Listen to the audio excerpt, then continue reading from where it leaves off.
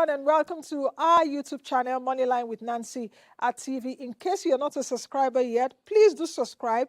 Just press the subscribe button as well as turn on the notification bell so that you can get notifications when we upload our videos. Don't also forget to subscribe and join, follow, like our other social media platforms. Of course, you're seeing it right about now. Don't also forget to share this video across your platforms. Enjoy the video. All right, welcome back to the program. Amaka Nwaokolo is joining me right now. She's the director and head at the Faith Institute. Hello, Amaka. Welcome to the program. Good morning. Good morning, Nancy. Thank you for having me. It's great to be here. Fantastic. Good to have you. Let's get started. Entrepreneurship in Nigeria. You guys just released the State of Entrepreneurship 2024. Let's look at the big picture. Speak to me about the findings of this report. I have, of course, since you sent it to me, I have gone through the report. I have mixed feelings. But speak to me about the findings of the report. Hello, Amaka, can you hear me? Yes. Really? Yes, I can. Okay, so can you hear me? Yes, I can hear you, so go ahead now. Okay, so the State of Entrepreneurship in Nigeria report really assesses how entrepreneurship is progressing, the challenges, and just the gap areas within the ecosystem. And we do that year on year. For 2024, we surveyed 10,595 MSMEs, and MSME stands for micro, small, and medium enterprises across the 37 states in Nigeria. Now, what happens with the survey, the data that we collate is we compute that and we reflect that in an annual State of Entrepreneurship Index, which we publish every year. Now, for 2024, Nigeria had a national index score of 0.46 from 0.1. Now, when you compare that data or that number with 2023 and 2022, you'll find that there was a downward slope because in 2023, we had 0.58. In 2022, the score was 0.52. So again, this sort of suggests that, the entrepreneurship ecosystem isn't friendly to MSMEs. We sort of knew that, there are a lot of conversations around how to build or foster the enabling environment in Nigeria. But what this data shows us is that there are very dire issues, because what we're saying is that year on year, the number is reducing, meaning that the environment in Nigeria is harsh. However, when we look at subnationals and just drill a little closer, when we look at the index itself, because we look at 5 broad pillars, we look at business performance, we look at skills acquisition, we look at enabling environment, we look at technology, innovation and technology, digital technology. We also look at perception of opportunities. These 5 pillars, represent the points or pillar points we use for assessing entrepreneurship in Nigeria. Now, when you look at these pillars, we find that perception of opportunities did pretty well in 2024, because we saw an increase from 0.64 to 0.70, meaning that Nigerian entrepreneurs are optimistic about the future, optimistic about their future within Nigeria's entrepreneurship ecosystem. One of the pillars that was quite concerning for me would be skills acquisition, because we saw a very huge drop from we had 0.22 from 0.49 in the previous year, and so that was a huge drop that we observed.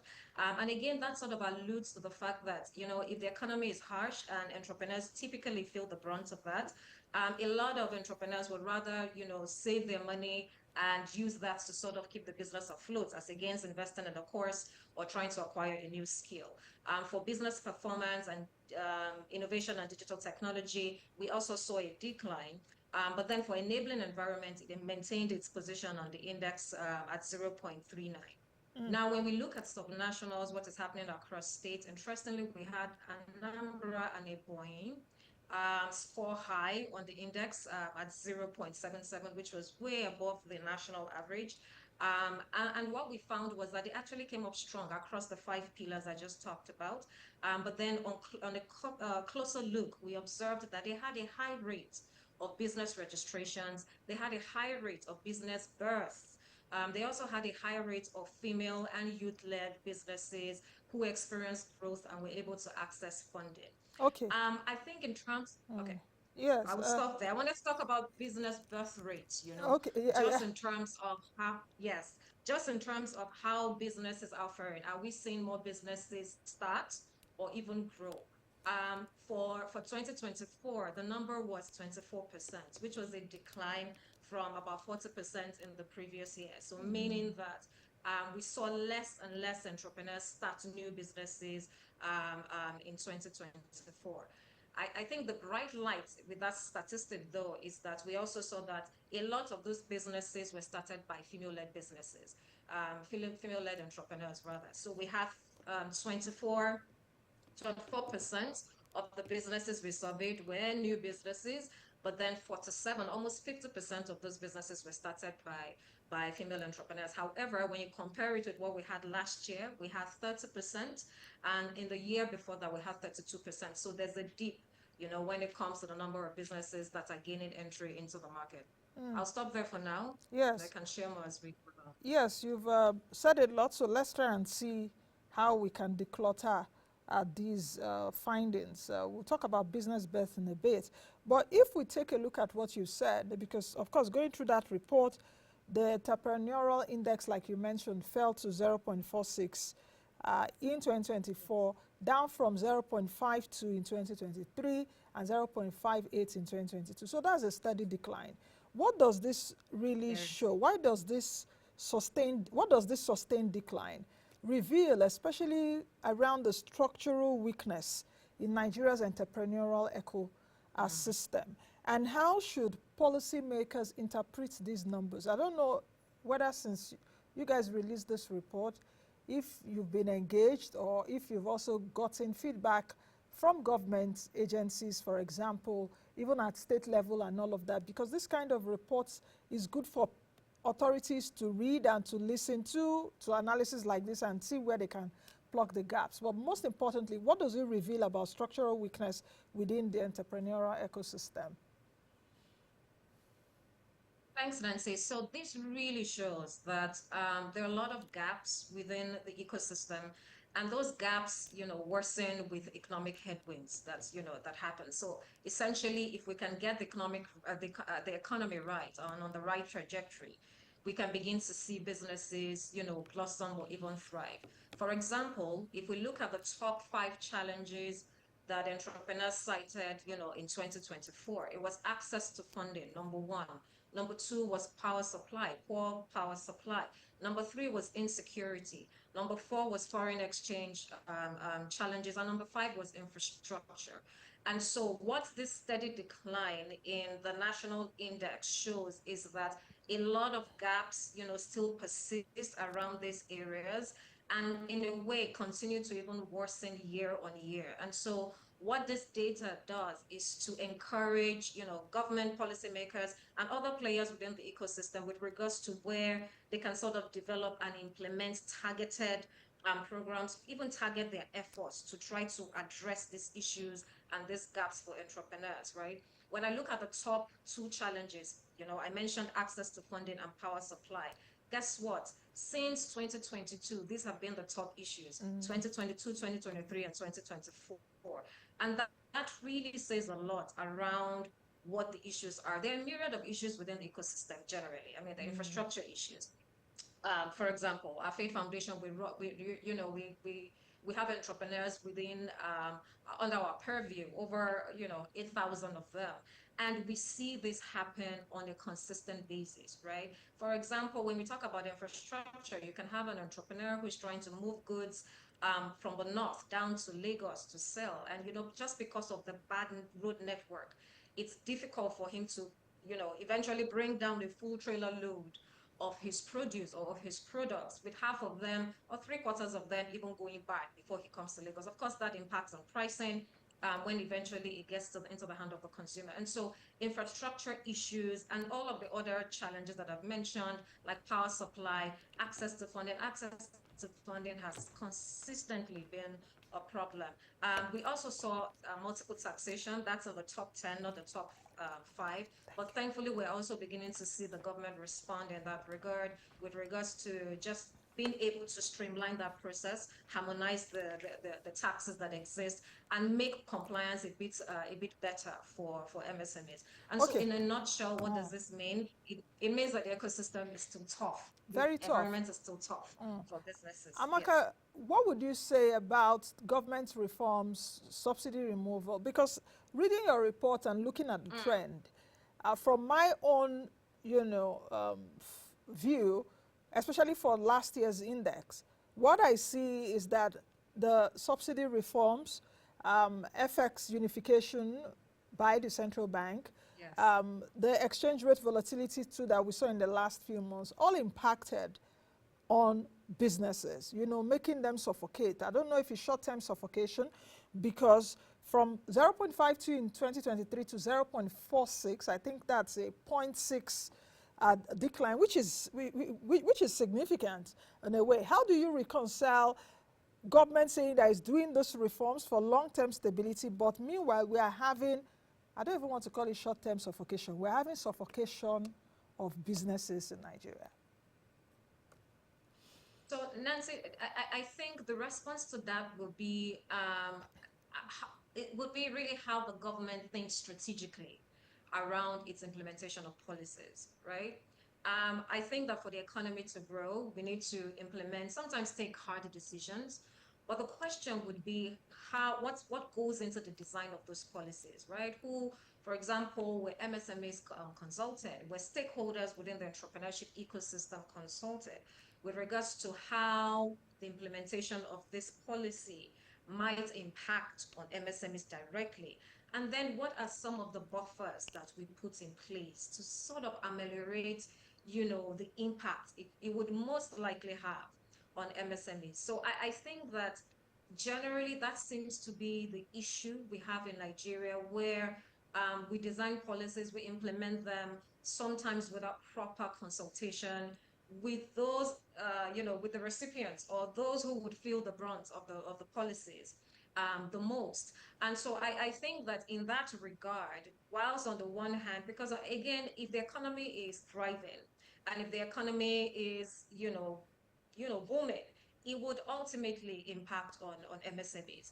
Unfortunately, the economy is also not thriving or struggling, or we're, like we say, struggling on the path to recovery, then you find that MSMEs feel the brunt. So case in point, the subsidy removal, the unification of the foreign exchange windows that you talked about. The question is, as we're designing these policies, is there proper research and consultation with regards to what the projected impact would be, and then what are some of the measures or buffers that have been put in place to Okay. try to sort of minimize the adverse effects. So that, I think, is the mismatch or the gap that we have, and that's why we see some of the results that we're seeing in terms of the data. Amaka, I know that we always we're always quick to blame the government, especially on externalities, and rightfully so, because government is supposed to provide at least the foundation by which businesses thrive.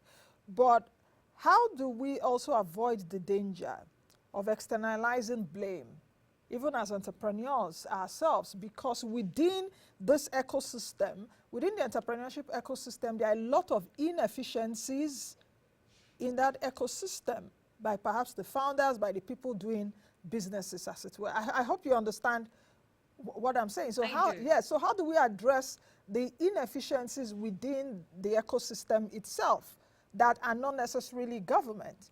Because some MSMEs or even nano businesses, they also do have issues with themselves and their businesses. I hope you understand my question. Completely, Yes, Nancy. yes. And so what we encourage at Faith Foundation, because the Faith Institute is the research and policy division of Faith Foundation, but Faith Foundation also houses other divisions, like the Faith School of Entrepreneurship, where we provide entrepreneurship education. A lot of our emphasis is on businesses or entrepreneurs building resilience to externalities like you described or economic shocks, right? So how do you position yourself? So for example, simple things like keeping your books and having your financial records straight, right? We talk about access to funding being an issue, being a problem. And to be honest, You we can can't get even access to trace this back finance if you all don't get your books right.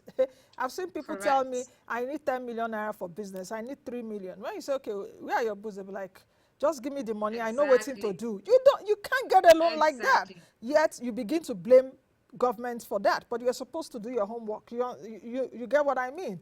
Even as an individual, if Yes. you come and say, oh, give you money for business, the person will look at you first. Even if it's your family investing in your business, they And would like to friends. know that you're Correct. structured to a certain point and not just building Correct. castles in the air and say, I had someone some years ago say, I need, the person was just like, I need like 20 million naira for business. I said, what do you want to use it to do? I bet, madam, tell them, Then I think, what year was it? I think during one government intervention. If I'm able to get this thing, I'll be like, I looked at the man like, you never start, which I told him. I said, you don't do that. You don't build castles in the air. True. True, absolutely. And I completely agree with you. And those are some of the things that we see where businesses also just need to learn to put their books together, separate their financials, From their personal finance personal. from business, yes, from business finance, and then have some form of corporate governance within your business, right? What's the structure of your business? If you're looking to pull in funding, if you're even looking, like you said, family and friends or an investor, people want to see that your business is structured, and you have some form of corporate governance that gives them peace of mind, and that if they put their money into this business, they will most likely get it back, and this person would use the funds judiciously. I would, however, chip in here though that we find that for a lot of women entrepreneurs, they tend to be better managers when it comes to their funding, and this is proven by data, not because I'm a woman, but we actually have data proving this, that for a lot of women entrepreneurs, for example, when they take a funding resource, they do really well with paying back, you know. And so, but generally speaking, these are some of the things we encourage our entrepreneurs to have. So learn to keep your books straight, learn to have some form of corporate governance. And then above all, it's also saying, how do you continue to push? How do you continue to innovate, right? Nobody expected COVID to happen. But then when COVID happened, we also saw how a lot of Nigerians quickly pivoted. We saw how a lot of Nigerians adapted, right? So that type of agility Agility. is what they encourage entrepreneurs to have. It's also saying, how do you stay ahead of the curve, right? So what's happening? How do you continue to rethink your business model, rethink and innovate within the sector or the industry that you're operating in? So these are some pointers that we strongly emphasize and encourage entrepreneurs to adopt this type of attributes and characteristics, because regardless of what happens in the economy, once you're on this path, you're bound to stand resilient. Your business will feel the impact in some ways, but eventually you would survive, and come out standing. Amaka, let's dwell a little bit on the women-owned businesses. From the report, the female-led businesses now account for 48% of Nigeria's entrepreneurship landscape. Of course, and Yes. that is that is a remarkable figure compared to like a country like Germany where you have like 16%. But where I'm going to with this question is really that the growth rate slid from, I think, 74% in 2023 to 63% in 2024. How do we Yes. explain this paradox of high participation but weaker performance outcomes, especially for women? Isn't this masking a fragility within that space? Not necessarily, because from the data as well, we saw that business growth generally was poor in 2024. Generally speaking, business growth for all entrepreneurs, so whether you're looking at women, youth, or the male led businesses, it was 64%. But then that was also a dip from 73% in 2023 and from 75% in 2022. So generally, businesses didn't perform so well in 2024. And, we can easily trace this to some of the issues within the economy that we've already talked about, right? Because these have very direct consequences on businesses and MSMEs. I think that for women entrepreneurs, though, what we find actually is that a lot of women entrepreneurs are very agile, very quick to adopt technology, for example, and in a bid to stay afloat or in a bid to stay resilient within their businesses. But generally speaking, business performance was poor in 2024. We're currently putting together the 2025 edition, so we'll compare and see how things pan out this year. Because even when I look at the youth-led businesses, for the youth-led businesses, interestingly, they had the highest share. They accounted for the highest share of the total Hiring, number of businesses surveyed. Yes, yeah. yes. And this is the Hiring and first for high the first time. resilience, yes. And high resilience, exactly. And this was the first time in 4 years they accounted for almost 45% of all the businesses we surveyed. And let's not forget, we surveyed about over 10,000, 1,000. 10,500, right? But and then we also saw that they had the largest share of technology adoption. So that tells me that despite the issues, the gaps, within the ecosystem, youth-led businesses and female-led businesses are staying dynamic and resilient, especially using or adopting technology to So, stay afloat in so business. Amaka, what lessons can we now draw from youth businesses that older businesses can adopt? Because from your reports, youth-led businesses showed resilience. Then you mentioned tech earlier on. I think I wrote it down. Yes, you talked about Technology. tech. Yes, because even youth-led businesses are hiring. I think from your report, 23.8% hiring new staff despite economic headwinds. If we take a look, Issues. yes, if we take a look Yes. at even access to capital, which you mentioned earlier, for technology, for example, we do know that technology or innovation also needs money. And you see a lot of these youth entrepreneurs within the tech space. Don't you think that we are risking innovation without capital is just burnout? After some time, your idea, you would even be tired and you, and you get burnt out. So, two questions. What can older businesses learn from youth, or yes, youth-led businesses? And aren't we running a risk of tech innovation not having access to capital and a burnout? So I think that the older businesses can learn, what the older businesses can learn from the youth-led businesses would be technology adoption and just innovation. What we observe with younger entrepreneurs is that they're faster to adopt technology and then even to innovate, right? But you see, part of it could also be because the business is really young, right? So you find that a lot of the when we surveyed from the survey, rather, you have about 65% of businesses less than five, and a huge chunk of that is women, of course, but then also young people, right? So part of the reason why they are probably, quick and agile in adopting technology and sometimes just pivoting to something else could be because their business is really young, as against an older business that has been in existence for about 10 years, and all of that. However, it is still an attribute that older businesses can learn from in terms of how do we, despite our age or how old we are, how do we stay agile? How do we also stay resilient? The younger entrepreneurs have youth on their side, so there's definitely that they have that going for them.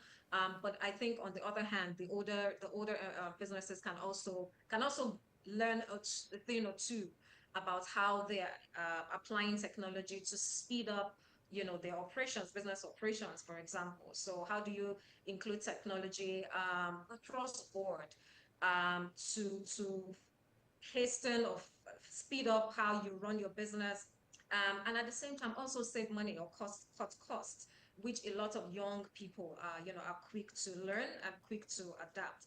I think that when it comes to innovation and funding or capital, just in terms of what that correlation is, I think that if you consistently think about how to do something differently, especially when you're meeting a need or providing value, you will find funding. Funding will find you.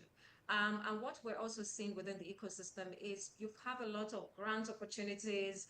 You have crowdfunding platforms, just new types of funding opportunities that are growing within the ecosystem.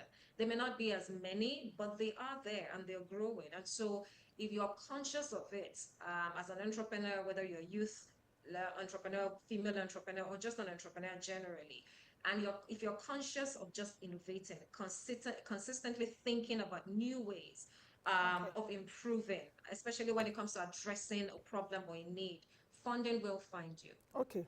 Let's talk about regional disparities that is across the states now.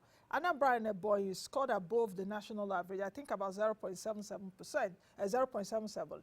What Yes. stark differences or what lessons can we really learn? Can other states learn from Anambra and Ebonyi? What are they doing differently? Is it in terms of infrastructure? Is it in terms of security? Then there was also one interesting thing I found in your report. The report highlighted that states like Bauchi, Gombe, Sokoto recorded some of the highest female entrepreneurship participation rates. You know, so for me, what factors explained that surge? Is it that formal employment is shrinking? I said it even at the beginning of the program that majority of the businesses that we have in Nigeria, you know, especially within the small business space and nano, are just hustlers because survivalist businesses, anything, make I just do anything, make hunger no kill me.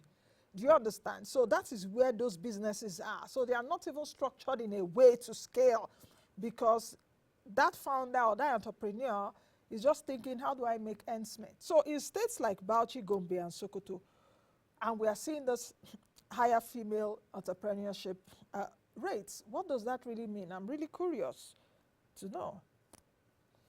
So, I mean, the assumption you've shared could be correct. I mean, for us to verify this, we're going to have to, To do develop another another report. research report.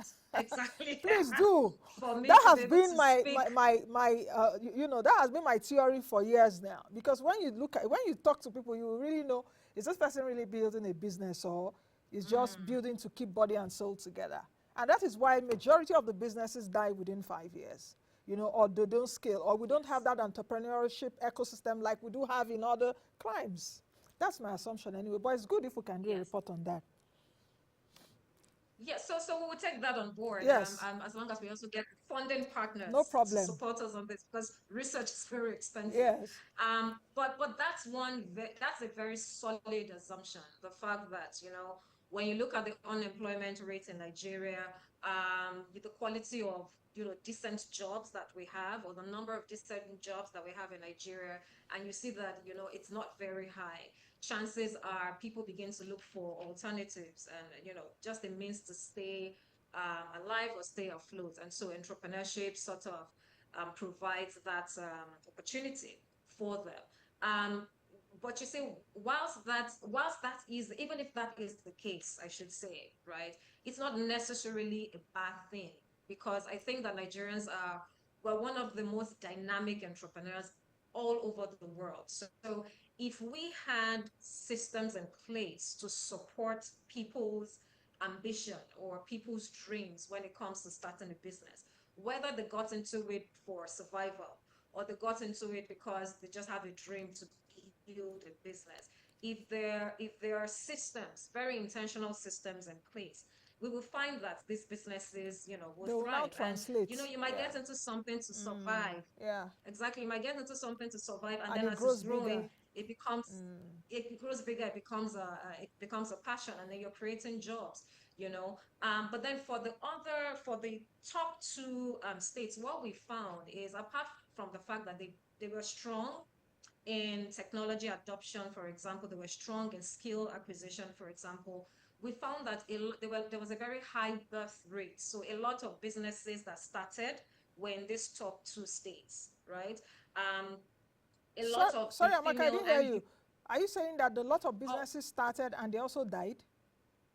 No, a lot of the businesses that started, right? The new businesses that started were in the top 2 states. Okay. That's what we found. Yeah, they were in the top 2 states. We also found a huge number of businesses, business registration in these 2 states as well. Then we found a large proportion of the female and youth-led businesses in these 2 states experience growth and also access funding. Okay. So whatever it is these 2 states are doing to encourage businesses to start, to encourage businesses to get registered, to encourage businesses to grow and even access funding, whatever it is they're doing, whatever initiatives or programs it is they're doing, it's something that other states Okay. can learn from. The good thing about the report is that we do it year on year, so we're able to compare. Compare. So this year it'll be interesting to see where Anambra and Ebonyi fall If on it the index. continues that way. Because what also happens is that you have one-off initiatives, they introduce this year, then by next year it's no longer as strong, And what we really need to see is consistency Okay. when it comes to policy design and implementation for us to see results. Amaka, in 30 seconds, is there optimism on the horizon? Are There entrepreneurs is hopeful optimism. that 2025 is better? Because you said you're doing your report already. Are they showing that sign of renewed hope? Let me say it that way now. Although I'm not a politician, but that's what they said. They're showing a sign of renewed optimism. I'm not a politician It's on my myself. heart, Not a But let politician me use their myself, but language. yes, so there is optimism, Nancy. I think that Nigerian entrepreneurs are optimistic. I think that they are looking towards the future with expectation. And just on the back of all the reforms that are happening, the hope is that by the time we analyze the data that we have collated, we see some improvements in the numbers for 2025. But generally speaking, I would say there's optimism, and I am always, always hopeful for the Nigerian entrepreneurship ecosystem. Thank you very much, Amaka. And on that hopeful note, we'll end today's conversation. Thank you very much. And let's look at doing that report. Thank It's you. quite Thank you so much interesting. for having me. Yes. Thank you. All right. And send me hi to Thank Nike. Yes. All right. That's it on today's edition of the program, The State of Entrepreneurship in Nigeria. You've heard from the Faith Institute, Amaka Nwaokolo, the director and head at the Faith Institute. That's the much we can take on today's edition of the program. Thank you all for your company. As always, be the best you can be and be the change that you want to see. I am Nancy Nnaji. Thank you for making it up to this minute watching the video. Thank you all. Don't forget to subscribe to our YouTube channel, Moneyline with Nancy TV. Like, follow all our other social media platforms where we keep you up to speed with fantastic interviews, as well as markets, personal finance, business, and economy information. This is the best place to be. I'll see you all again in the next video.